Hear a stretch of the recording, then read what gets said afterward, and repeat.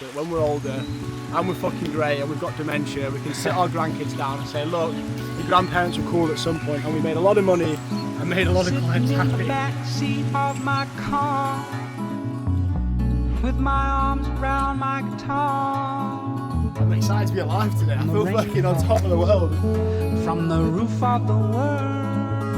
It is a sunny day today in Manchester. I don't know if you can see out the window, but Manchester is looking kind of like Miami. It is a crazy environment today. So instead of working all day in an office, because we've got staff and because we've got systems in place, Ravi and I are off on a country walk. I think this is like a massive plus about having your own business. Once you get out of the trenches, we're still in the trenches, but once you get somewhat out of the trenches and into, you know, having staff, you can actually buy back your time so much. And the fact that we're able now to go today, go on a walk in the sunshine and enjoy the day until later on is just like, a year ago if you told me I could do this, I'd be so buzzing. I used to sit in an office all day, you know, sweat my tits off with fucking 1 hour break. And like the fact that now we have a business where if I don't want to work for the day, I don't have to because we've got staff and systems in place is just like, yeah, crazy. And this has taken us 10 months to do. So I can only imagine like where we're going to be in, you know, another 10 months time. And I'm just honestly so fucking grateful. I just can't thank, you know, all of our clients, our team, and, you know, ourselves enough, and all of our families enough just to fucking, you know, supporting us through this, because it's been so sick. And it's just, you know, it's only going to get better from here as we build and as we get more money and more capital to build this business out. So I'm really excited for, you know, what the future has in store for us. It's mental to think that like a year ago today I would have been sat in an office, I would have been, you know, unhappy with where I am in my life. And then a year on, it's just like, yeah, we have a business. We've done everything we said we're going to do, and you know, we've got the systems. The future's just looking so bright, and it's a testament, I think, to just fucking following your gut. I knew that in my heart I didn't want to be in that job anymore. I knew that I wanted to have my own business, and honestly, leaving that job was fucking scary because I was on very good money, and it was such a hard job to leave initially. But like that first jump of leaving was so scary. But I think when you force yourself to like do something and you have no other option but to make it work, you actually find a way to do it. Like when we had to make money at the start, we was fucking scrambling around trying to make money, and we made it happen. And yeah, I don't even know where I'm going with this, but I'm just brain dumping. But like it's insane what you can do in a short space of time if you just commit yourself to something and you work hard. And you know, you get yourself in the right rooms as well. We've had a lot of leg ups from people that we've helped, and then, you know, we've had a lot of leg ups from people that have helped us as well. So I think it's so important just to get yourself out there, get yourself in the right rooms, and, you know, make something of yourself if that's what you want out of your life. Go on a country walk for the boys. This is what entrepreneurship is all about. It's not about rotting away in your fucking bedroom. It's about hiring staff and being able to come outdoors and enjoy yourself. We've got young Ravi up there, the adventurer. He always fucking runs ahead of me. But it's a hell of a day today. So 1st of March, we're just looking back at some old videos, and a year ago today we'd made £2,000 with our property business, and we were both still in jobs, and we had no idea how things were going to plan out going forward. We had no freedom. And now here we are. We've got Amanda in the UK sorting out Airbnbs. We've got our overseas staff handling the day-to-day operations of the business. And me and Ravi are going on a pretty sketchy country walk, it looks like. But this is what it's all about. And then now here we are on some random country path in, I don't even know where we are, Holcombe. near Bury, yeah, Holcombe. We have an Airbnb about 10 minutes from here, which is how we now know the area. But it's just so surreal. Like, look across there, I don't know if you can see it, you can see straight across to Manchester. It's the first sunny day of the year as well, so we can just, you know, take days off when and as we please now, which is not something we could have done last year. But this whole journey now for us is literally just about documenting what we're doing, because even looking back through the camera roll, it's so surreal to think how far we've come. And I think nowadays, like, you can get so caught up in the grind of like building a business that you actually forget like where you've come from. And this for us is just going to be our documentary, so that when we're older and we're fucking grey and we've got dementia, we can sit our grandkids down and say, look, your grandparents were cool at some point and we made a lot of money and made a lot of clients happy. And this is what we're doing it for, though, obviously, the freedom to travel. You know, hopefully in a few years we get to travel where we want to, and it is just a rewarding experience, isn't it, bro? Making clients happy. Bro. Even right now we've got VAs doing work, we've got Amanda doing work, it's like, and we're here up a hill, and it's just This is what life is about. So recently, we've both been focusing on ops side. We've been getting the trackers in place, maintenance tracker, task tracker, improving all the systems, and the girls who work on the back end, Jürgen and Rekka, are improving so much. Jack's actually been training them really well, making sure they do videos and they have a full understanding of the business. We're still sourcing now, we've still got a few refurbs on, but ultimately when we cut them off, the SA business, the Airbnb management business will just fly. Jack's going to get back onto signing clients soon. Amanda's going to come into the business, and I'm so excited just to grow this business and watch the money double. Yeah, it's actually crazy because we didn't actually have a proper task tracker beforehand, which is mental to consider. We had 5 staff all doing different things, and it was actually a bit overwhelming at points because it was like, who the fuck is doing what? How can we keep track of things? So we've brought in-house now. Ravi and I have designed this task tracker that basically tracks everything. It's all timed and dated, so now we actually have a very clear understanding, which sounds like basic, but we should have done that. And then we've also built out the systems as well with the onboarded property master database. So every property we have signed on, we have all the information for that property in one place. So any question a guest asks, a VA can go on there. So I'm getting out of breath here. A VA can go on there, fill out the information and reply to the guest. And yeah, it's just building these systems which ultimately is going to make our team's life a lot easier, which means they're not going to be asking us questions, which makes our life a lot easier. So this whole month hasn't really been about signing clients, like Ravi said. It's been about building on our current systems and making sure that we have everything in place right, so that now we can scale to the fucking moon. So about 2 weeks ago on Valentine's Day, me and Jack were both away. I was in the Peak District and Jack was in the Lake District. And this was the moment we realised we needed a maintenance tracker and systems regarding maintenance, because when guests complain, usually it just come through to us, we'd source it and it'd be absolutely fine. But we were both on walks, I had no service, Jack had no service, and the guest said, the bed slats are all broken, I've had the worst sleep of my night.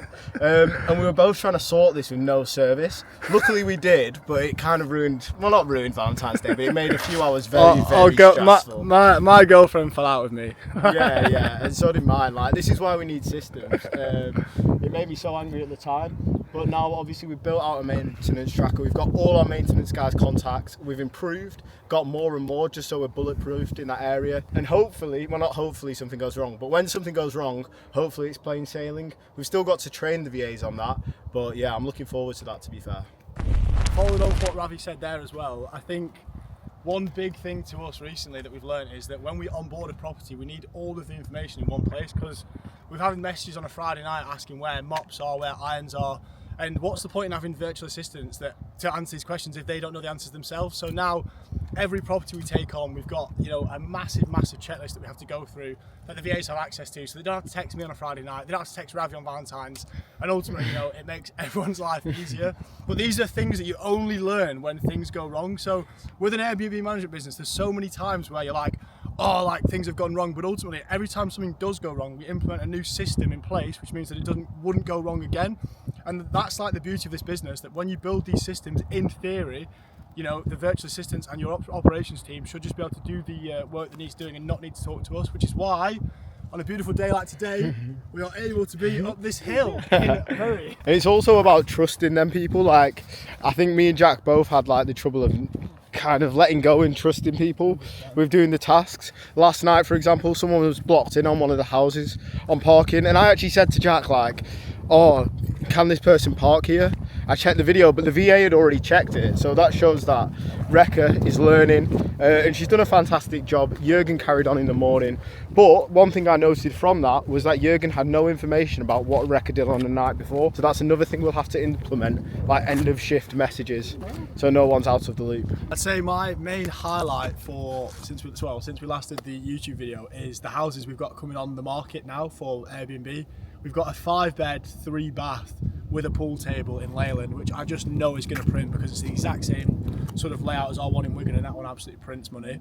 We've got a 3-bed coming on in Lee, which is absolutely gorgeous with a pool table again, which is for a client of ours, for a sourcing client. We've got a 3-bed in Chorley, and Yeah, which is also being refurbed by us, and it's going to be, you know, top spec when we get it. That whole area, Leyland, Wigan, Chorley, giving you free sauce here, but that is such a hot spot for short-term let clients, and I'm just so excited to get these properties on.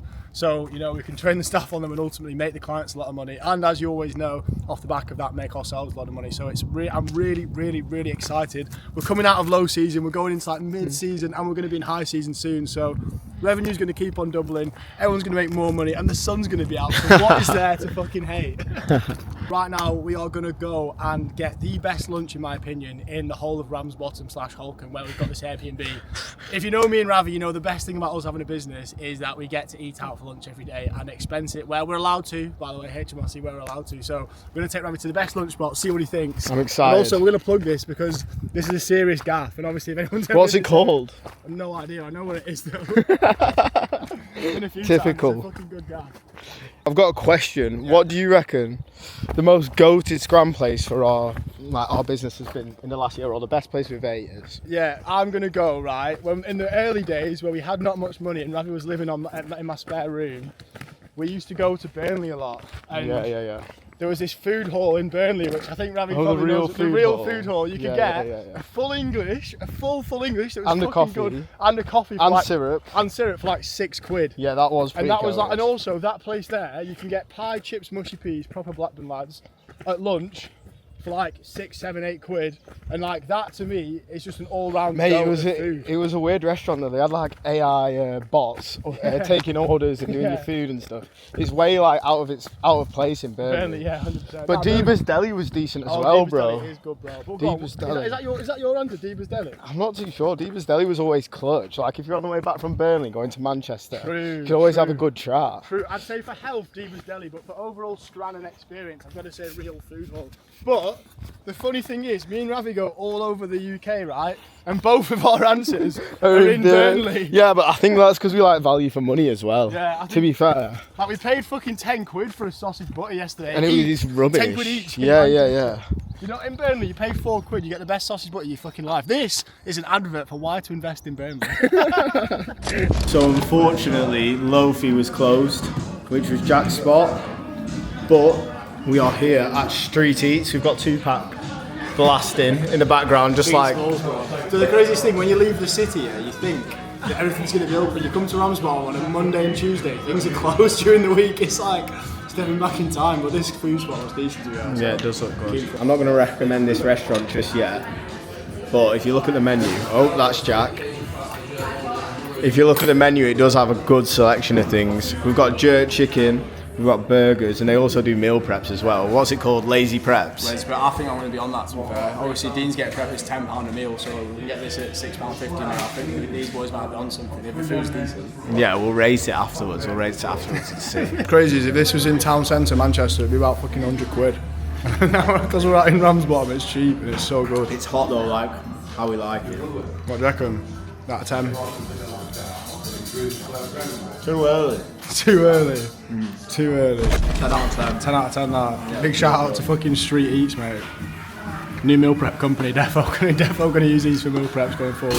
Ramsbottom, fair undefeated fucking gem for scran spots. I know we were fucking bigging up Burnley before, but Burnley, it's got a tough competitor with Ramsbottom here. Also, the guy was a fucking top bloke. Legend. Gave him some advice as well on Facebook ads. Everyone we speak to always wants to know how we get our clients. It's Facebook ads. We're not selling a course yet, but we will be one day. Once we scale to 100 units, got it fully automated, maybe we'll sell a course. I know you all want it. I know, yeah. We get asked all the time, how do you get so many clients? Also, it pays to speak to people. We've met this guy. He's give us a free overnight oats. I scram mine then. Jacked him for a treat later. But yeah, it just pays to speak to people, and that's what I love about Northern England, is that we all just fucking chat to each other. Everyone's sound most of the time, and yeah, good vibes. But what a gaff, what a fucking gaff. We've given him a 5-star review as well, because as we know, as fucking business owners, especially in the Airbnb space, a 5-star review is so important. So we left him a cheeky 5-star, and we will definitely be returning. But that was a goated scram spot. It's crazy today. It's like the last 3 months have been pretty shit weather.